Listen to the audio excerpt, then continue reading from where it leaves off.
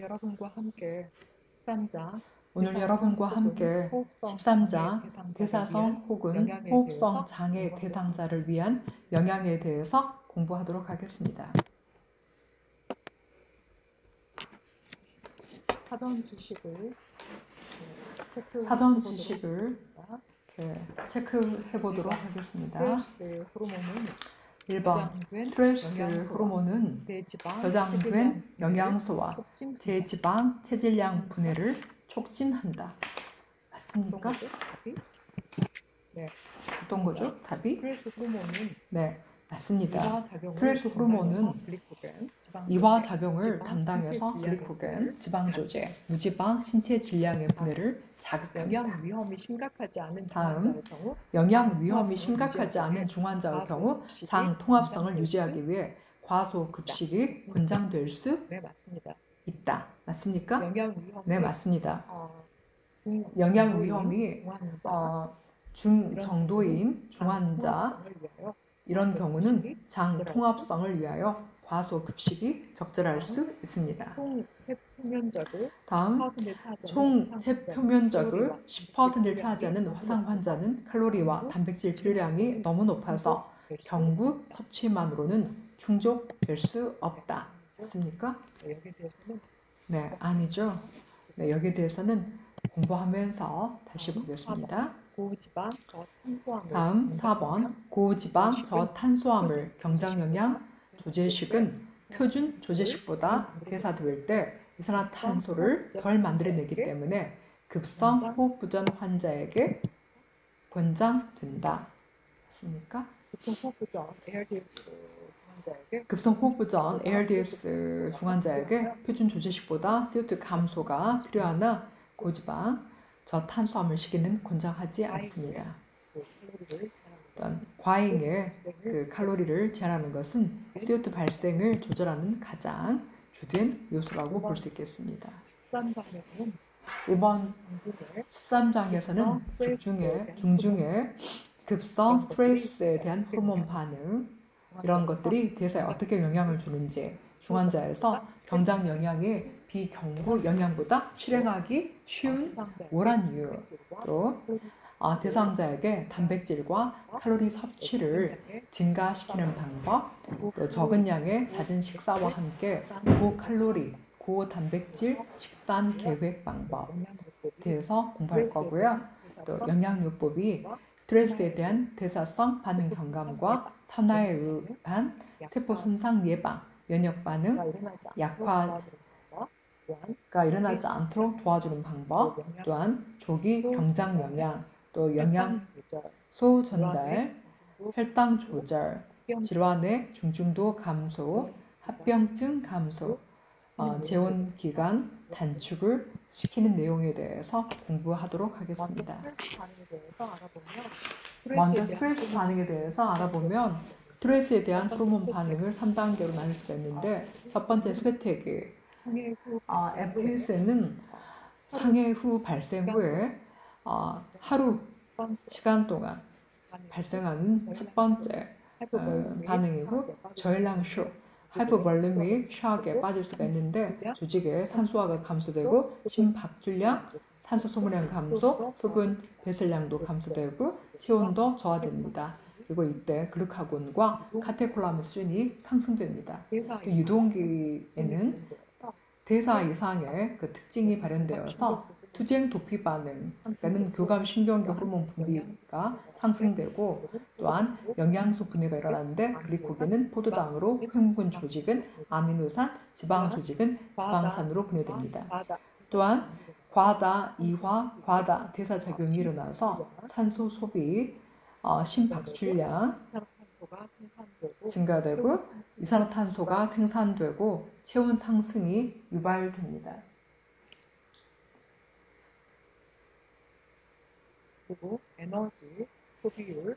그리고 에너지 소비율, 대사율이 증가되고 또 회복기에는 리커버리 페이스에서는 동화작용이 일어나게 되고 정상적인 대사율로 회복되게 됩니다.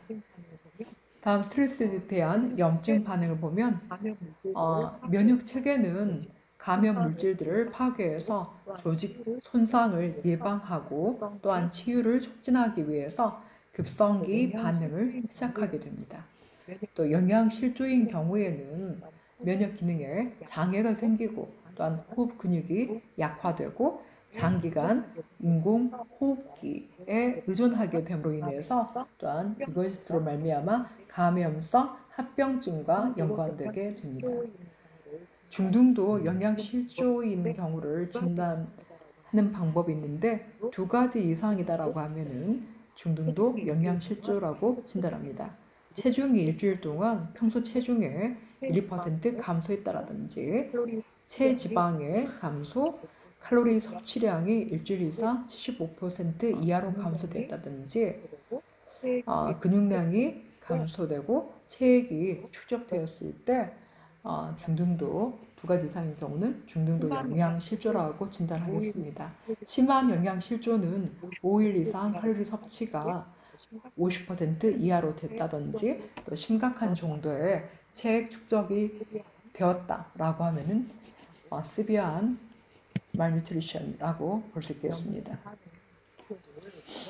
염증 가능 지표를 보면 검사실에서 랩상에서 알부민이 다운되었고 트랜스페린 다운, 프리알부민 감소, 또 C-reactive 프로테인 상승, 혈청 포도당 수치가 증가되고 WBC 수치가 증가되거나 또한 감소된 경우, 또 셀 디퍼런트에서 뉴트로필 비율이 증가되거나 혈소판, 프라트의 수치가 감소되거나 음성 질소 균형이 이루어질 때 염증이 생겼다라고 볼 수 있겠고, 이때 나타나는 임상 증상으로는 발열, 저체온 감염, 그 다음에 요로 감염이 일어나서 소변 볼 때 따끔거리거나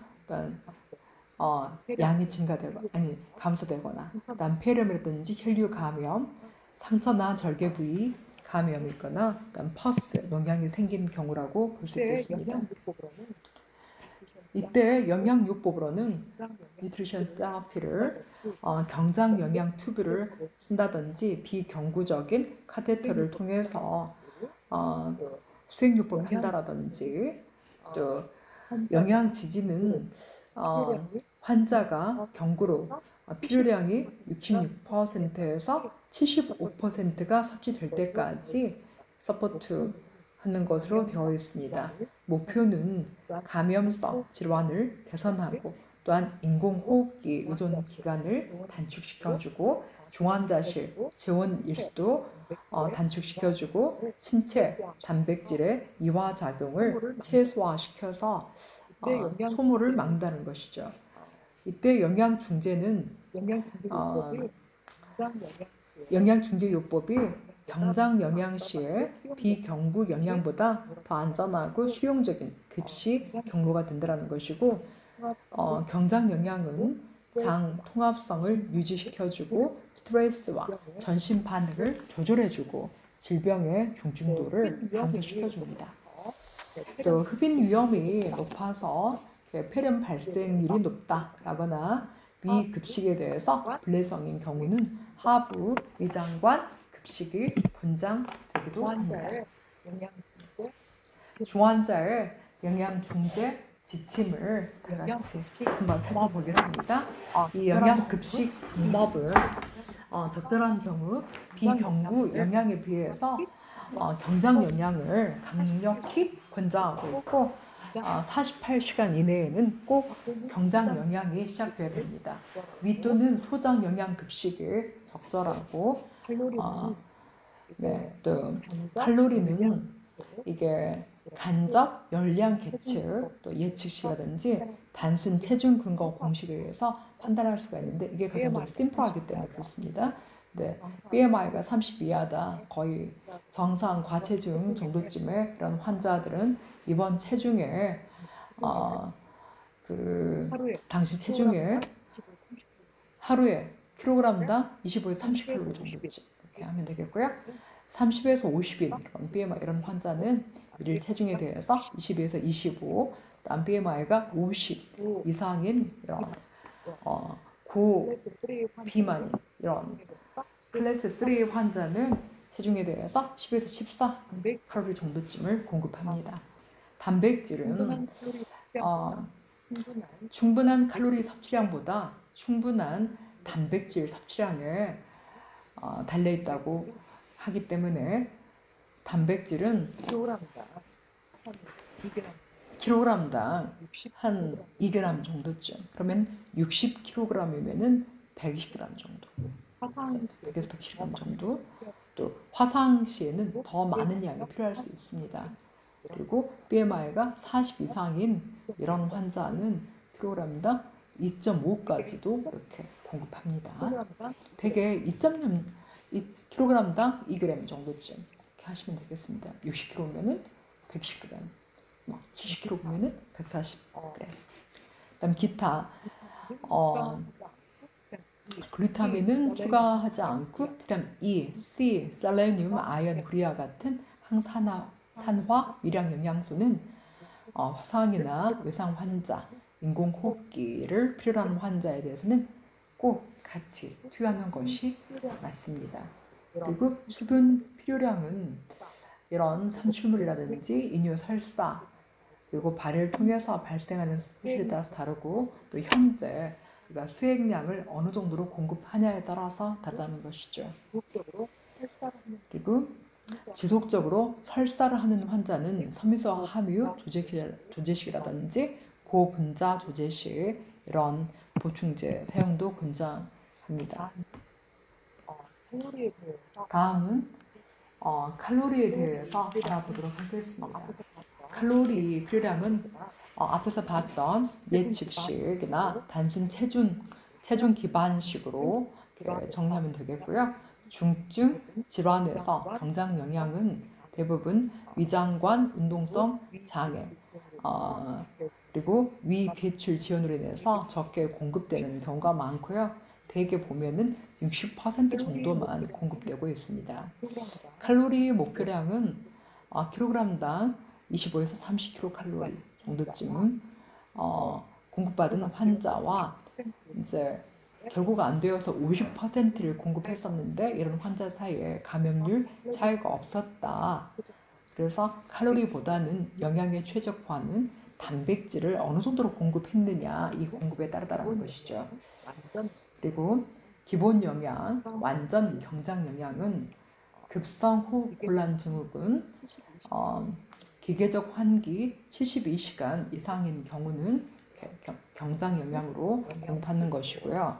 중증 영양 실조, 중증 영양 위험 시에는 24에서 48시간 동안 영양을 공급하고 이에 따른 영양 재개 증후군이 있는지 관찰해야 되겠습니다. 그리고 경장 영양 시에 보면은 72시간에 3일 이내에 예측 칼로리 단백질의 80% 이상을 제공하는 것이 목표입니다. 리피딩 신드롬, 영양체계 증후군에 대해서 알아보면 중증의 영양실조 환자의 시계에 탄수화물 투여했을 때 발생하는 원인 불명의 질환이라고 볼 수 있겠고요. 비경구 영양, 경장 영양 또한 경구 시기를 하는 경우에도 발생합니다. 탄수화물 이용 시에 인슐린 분비가 자극되고 티아민과 무기질에 대한 필요량이 증가됩니다. 또한 이때 저인혈질,